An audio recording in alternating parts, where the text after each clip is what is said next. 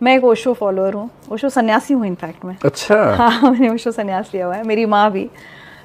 ओशो का आपने जिक्र किया, तो वो आपकी ज़िंदगी में कब और कैसे आए? तब मैं ग्रेजुएशन फर्स्ट ईयर में था, 17 साल का था, और ये बात है 1990 की। 1990 में ही ओशो की मृत्यु हुई थी। मृत्यु शब्द आपको छू तो नहीं रहा, क्या बोलते हैं मैं आप? आप लोग उसमें हाँ, ओशो ने शरीर छोड़ा था। शरीर छोड़ा है ना। तो उस समय बहुत ज़्यादा लाइमलाइट में वो थे। 17 साल के बच्चे के मन में जिज्ञासाएं वैसे भी ज़्यादा होती हैं, ऊपर से जब ये सुन ले कि वो सेक्स गुरु टाइप के आदमी थे तो जिज्ञासाएं बढ़ भी जाती हैं। तो हुआ ये कि मैं एक यात्रा पे मध्य प्रदेश गया हुआ था। शायद ये 1-2 साल बाद की बात है, 18-19 की उम्र की बात है। भारत सरकार का एक प्रोजेक्ट था, उसमें सिलेक्शन हुआ था। तब छत्तीसगढ़ बना नहीं था।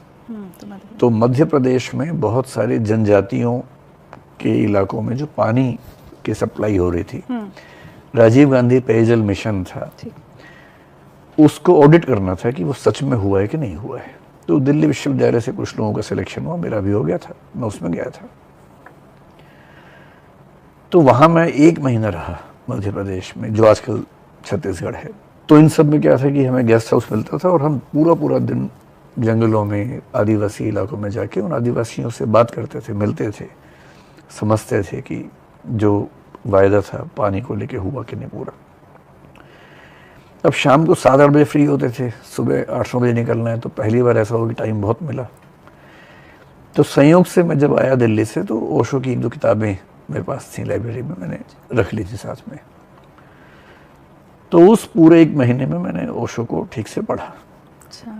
और मेरी पढ़ने में रुचि बहुत ज़्यादा रहती नहीं थी, मैंने आपको बताया भी। मेरा उस समय शौक इलेक्शन लड़ने का ज़्यादा था। पर मुझे पहली बार जो किताबें पढ़ के लगा कि पढ़ना एक खूबसूरत चीज़ है, वो ओशो की ही किताबों से लगा। क्योंकि उनकी बातें बहुत रीजनिंग वाली होती हैं, रैशनल होती हैं। तो जिसको बोलते हैं बह जाना, तो मैं बह गया था उनके साथ। मुझे लगा कि इससे परे तो अंतिम सत्य हो ही नहीं सकता। 17 की उम्र में अंतिम सत्य बहुत जल्दी मिलता है, लेकिन बाद में फिर ये भी होता है कि आपको लगता है कि नहीं, कुछ और भी, कुछ और भी, कुछ और भी। तो ओशो को मैं अक्सर ये कहता हूँ कि मुझे एक नॉन सीरियस, नॉन एकेडमिक व्यक्ति से एकेडमिक क्यूरियोसिटी वाला व्यक्ति बनाने में जो टर्निंग पॉइंट है वो ओशो है।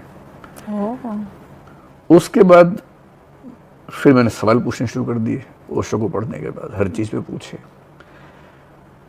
तब मैं जहाँ रहता था वो एक आरएसएस के ग्रुप का एक हॉस्टल था। फिर मुझे वहाँ भी सवाल दिमाग में आने लगे। मेरे कॉलेज में कई दोस्त लेफ्टिस्ट थे, उनसे भी सवाल पूछने लगा। तो धीरे धीरे मैंने पाया कि कोई विचारधारा ऐसी है नहीं जहाँ टिका जा सके। सबसे अच्छी बातें लेते रहो, किसी से जंजीर बांधने की ज़रूरत नहीं है। पर हाँ, उसके बाद मैंने फ़िलासफ़ी में लगभग सारे थिंकर्स को पढ़ा, भारत में, पश्चिम में भी। सोशियोलॉजी को पढ़ा, लिटरेचर पढ़ा। तो जैसे जैसे आप बहुत लोगों को पढ़ते हैं, समझते हैं, तो आपका चीज़ें और समृद्ध होती हैं, दिमाग खुलता जाता है। तो अब मैं ये तो नहीं कहूँगा कि मैं ओशो का फॉलोवर हूँ या सिर्फ ओशो ने मुझे बनाया है, लेकिन पहला स्थान उन्हीं का रहा है और अभी भी ठीक ठाक है। और उनके कई थॉट्स मुझे प्रभावित करते हैं आज भी। मेडिटेशंस नहीं किए? मेडिटेशन मैंने अब शुरू की है कुछ कुछ करना, पहले मैं कभी नहीं कर पाया था। कोशिश की तो भी नहीं हुआ था। अभी 1-2 महीने से मैंने आजकल ध्यान प्राणायाम करना शुरू किया है। अच्छा। और मैं लगभग रोज 30-40 गुरु का, मतलब किसी का? हाँ, एक हमारी टीचर हैं जो घर पे आती हैं, वो घर के सब मेंबर्स के लिए हैं। अच्छा। तो मैं लगभग नियम से प्राणायाम तो आजकल रोज करता हूँ। अच्छा। ध्यान के बिंदु तक एग्जैक्टली नहीं पहुंचा हूँ, लेकिन कभी कभी रियलाइज होता है कि हाँ, मैं उसके आसपास पहुंच रहा हूँ। अच्छा। और मेरी इच्छाओं में से, मतलब विश लिस्ट में एक तो है कि मैं विपस्सना करूं। 2-3 साल से सोच रहा हूं, कर नहीं पाया हूं। ओशो का जो ध्यान है वो बहुत ही रोचक है। मैंने एक बार, डायनामिक ज़्यादा है, डायनामिक है ना। एक बार श्री रविशंकर जी वाला जो है द आर्ट ऑफ लिविंग, मैंने बहुत पहले 20 साल पहले वो कोर्स किया था, 7 दिन का, सोहम वाला जो सुदर्शन क्रिया होती है। तो मेरे आसपास सब लोगों का मेडिटेशन बढ़िया से हो गया था, मेरा नहीं हो पाया था क्योंकि मैं दिमाग बहुत चला रहा था। जब दिमाग बहुत चलाते हैं फिर वो मतलब सहज हो ही नहीं पाते, तो मुझसे नहीं हो पाया था। अब मुझे लगता है कि मैं उस भाव भूमि पर हूँ कि शायद मैं ध्यान कर पाऊंगा। तो ओशो का डायनेमिक मेडिटेशन जो है, मुझे लगता है कि जैसे रविशंकर जी का है, तो वो बहुत इजी है किसी नए आदमी के लिए, क्योंकि म्यूजिक की रिदम पे हो जाता है। सारा खेल इस बात का है कि आपका पूरा ध्यान एक बिंदु पे केंद्रित हो जाए। अब किसी को ये कहना कि इस चीज को देखो, तो वो बहुत आसान नहीं होता है।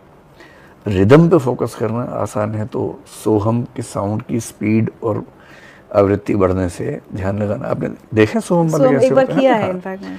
तो उसमें क्या होता है, कभी धीरे बोलेंगे, कभी तेज बोलेंगे, इतना तेज रिपीट करेंगे, स्लो रिपीट करेंगे, उससे होता ये कि आप उसी में खो जाते हैं कि धीरे है कि तेज है, तो ध्यान फोकस हो गया आपका। ओशो का तो मुझे लगता है कि ज्यादा प्रैक्टिकल है, हालांकि मैंने किया नहीं। ओशो का मिलता है, लगता है बहुत साइंटिफिक है। बहुत साइंटिफिक है, क्योंकि डायनामिक मेडिटेशन मैंने पढ़ा है उसके बारे में। उसमें जो रेचन होता है ना सुबह, पूरा हाँ, निकाल दो। अब जो उसका सेकंड पार्ट शायद वो होता है मेरे ख्याल से। भयानक होता है वो।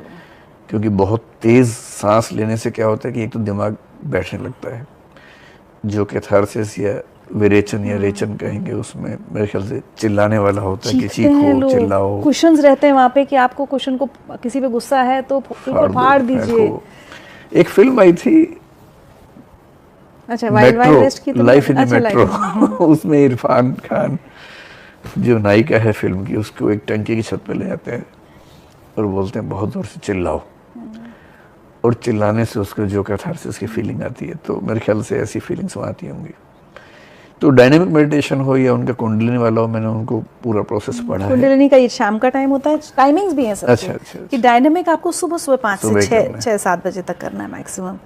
कुंडलिनी नॉर्मली जब कैंप में हम लोग जाते हैं तो ये 4-5 बजे, लंच के 2-3 घंटे बाद कराया जाता है। एक नाद ब्रह्म होता है, वो पता नहीं आपको? नाद ब्रह्म, तो माय गॉड, उसमें आधा घंटा सिर्फ हमिंग जैसे हम लोग करते हैं, और उसके बाद बहुत भ्रामरी की तरह, लेकिन उसमें कान बंद नहीं करने थे। अच्छा। और अगले 2 चरण में हाथ इतने धीरे, तो मैं जब शुरू में गई तो मैंने ऐसे मुझे लगा घुमाना ही है, तो उन्होंने कहा आपका माइंड बहुत ज़्यादा ही भाग रहा है, तो उसको इतना स्लो कर देना है कि पता ही ना चले कि हाथ मूव कर रहा है। मतलब हाउ स्टेबल, कितना आप स्टिल हो सकते हो, उसकी एक प्रैक्टिस है। पर जो आपने विपश्यना का जिक्र किया ना, वो एक मुझे बात बहुत अच्छी लगती थी कि ओशो कहते थे विपश्यना उस समय शुरू हो चुका होगा, बोले विपश्यना मतलब सबको शांत कर दिया, अब अंदर तो भरा हुआ है गुस्सा, नफरत किसी के प्रति या दुख, वो बिल्कुल जैसे सोडा बॉटल पे आपने कॉर्क लगा दिया तो वो बुलबुले तो अंदर रह गए।